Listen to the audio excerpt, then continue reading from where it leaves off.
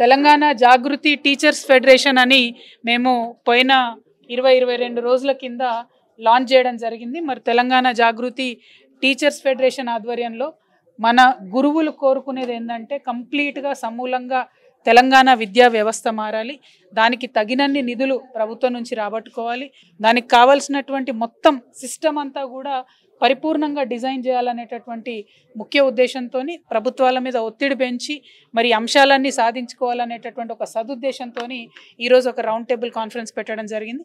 దీనికి అనేక మంది ప్రైవేట్ విద్యాసంస్థలు నడిపే వ్యక్తులను, మేధావులను, ప్రభుత్వ పాఠశాలల్లో అపారమైనటువంటి అనుభవం ఉన్న సంఘాలను అందరినీ ఇన్వైట్ చేశాం. చాలామంది వారి విలువైన సూచనలు, సలహాలు మరి ఇవ్వడం జరిగింది. అల్టిమేట్గా నేను కోరేది ఒకటే, మనకు తెలంగాణ రాష్ట్రం వచ్చిన తర్వాత తొలి ముఖ్యమంత్రిగా ఉన్న గౌరవ పెద్దలు వారు ప్రభుత్వ పాఠశాల నుంచి వచ్చి అద్భుతమైన పరిపాలన అందించినటువంటి వ్యక్తి. ఇప్పుడు రెండవ ముఖ్యమంత్రి గారు కూడా వారు కూడా ప్రభుత్వ పాఠశాలలో చదువుకుని వచ్చినా అని గర్వంగా చెప్పుకుంటూ ఉంటారు. కానీ ఇవాళ మన పిల్లల్ని ప్రభుత్వ పాఠశాలలో వేయాలన్నా ప్రైవేట్ పాఠశాలల్లో వేయాలన్నా అంటే మాత్రం 60% మంది తెలంగాణ వాళ్ళు ప్రైవేట్ పాఠశాలకే పంపిస్తూ ఉన్నారు. మరి ఈ పరిస్థితి ఎందుకు ఉంది, ఇది మారడం ఎట్లా అనే అంశం మీదనే చర్చ జరిగింది.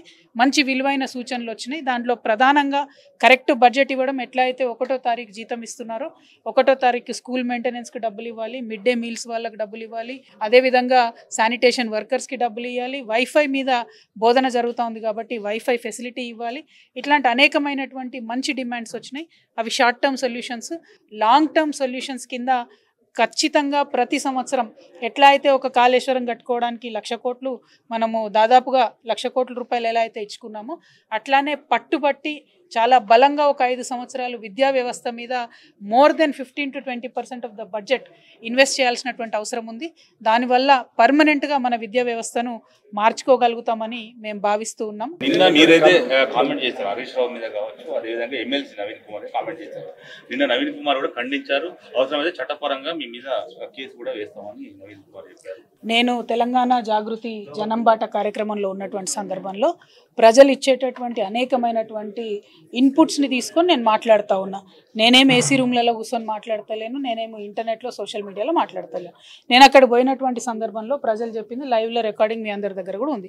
నేను అప్పుడు కూడా ఏం చెప్పా, నేను ఎప్పుడైనా నిర్దిష్టమైన సమాచారం ఉంటేనే మాట్లాడతాను, కానీ నిన్న మాత్రం రైతులు చెప్పింది మాట్లాడుతున్నా, మరి నాకు తెలియదు, వాళ్ళు క్లారిఫికేషన్ ఇచ్చుకోవాలనుకున్నా అని చెప్పడం జరిగింది.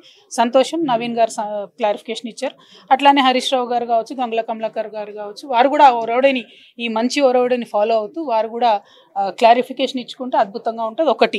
2, మేము ఇప్పుడు ఎక్కడ జాగృతి జనం బాటకు పోయినా, ఉదాహరణకు మొన్న నక్కలగండి ప్రాజెక్టు పోయినాం, ఆ రోజు ఒకటే డిమాండ్ చేసినాం, దయచేసి కలెక్టర్ గారు రావాలి అని చెప్పి. నిన్న కలెక్టర్ గారు వెళ్ళి విజిట్ చేసినారు. ఒక స్వాంతన లభించి టెంపరీగా ఒక సొల్యూషన్ అనేటటువంటిది ఒక సంస్థ చేస్తున్న కార్యక్రమాలతో లభిస్తున్నప్పుడు దాన్ని హర్షించాలి తప్ప దాంట్లో ఏదో రంధ్రాన్వేషణ చేస్తాం, దీంట్లో లోపాలే వెతుకుతామంటే మరిగా మేము లోపాలు వెతుకుతలేము, మేము ఫీడ్బ్యాక్ వచ్చినట్టు చెప్తున్నాం, దానికి పరిష్కారం వెతికేటటువంటి ప్రయత్నం చేస్తాం. నిన్న మెదక్లో మీ పైన కౌంటర్ చేశారు మెదక్ సంబంధించినటువంటి బీఆర్ఎస్ పార్టీ నాయకులు. నేను చెయ్యను బై, కౌంటర్ చేస్తే మా వాళ్ళు కూడా చేస్తారు కదా, పెద్ద విషయం కాదు. నేను ఏమంటున్నా అంటే ఒక సమస్య ఉంది, దాన్ని ప్రజల దృష్టికి తీసుకొచ్చినప్పుడు వాళ్ళకు బాధ్యత ఉంది, బాధ్యతాయుతమైనటువంటి ప్రజాప్రతినిధులు మేము అనుకుంటే ఎక్స్ప్లెనేషన్ ఇచ్చుకోవాలి. నా మీద అటాక్ చేస్తే ఏమొస్తుంది, ఏమీ రాదు. వాళ్ళు కరెక్ట్గా నేను చేసినటువంటి ఆరోపణలకు సమాధానం చెప్పుకుంటే ప్రజల్లో వాళ్ళ క్లారిటీ ఉంటుంది, లేకపోతే వాళ్ళకే కష్టమవుతుంది. నాకు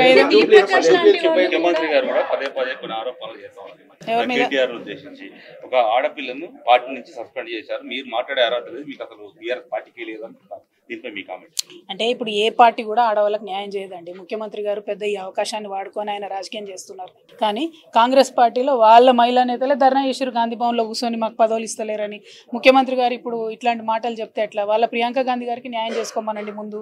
ఇప్పుడు నా విషయం ఎందుకు, ఆయనకు ప్రియాంక గాంధీ గారికి న్యాయం చేయమనండి. రాహుల్ గాంధీ గారిని తీసి ప్రియాంక గాంధీ గారిని ప్రెసిడెంట్ పెట్టమని అడుగుతారా రేవంత్ రెడ్డి గారు? అడగలేరు కదా. వారు ఈ ఉప ఎన్నికల్లో మా బీఆర్ఎస్ పార్టీలో జరిగిన అంశాన్ని అవకాశంగా వారు వాడుకున్నారు. అన్ఫార్చునేట్లీ ఏంటంటే ఆ ఆయుధం ముఖ్యమంత్రి గారు చేతికి ఇచ్చింది మా బీఆర్ఎస్ వాళ్ళే. సో నా తప్పేం లేదు, నేను ఓన్లీ ప్రేక్షక పాత్ర మాత్రమే వహిస్తున్నాను.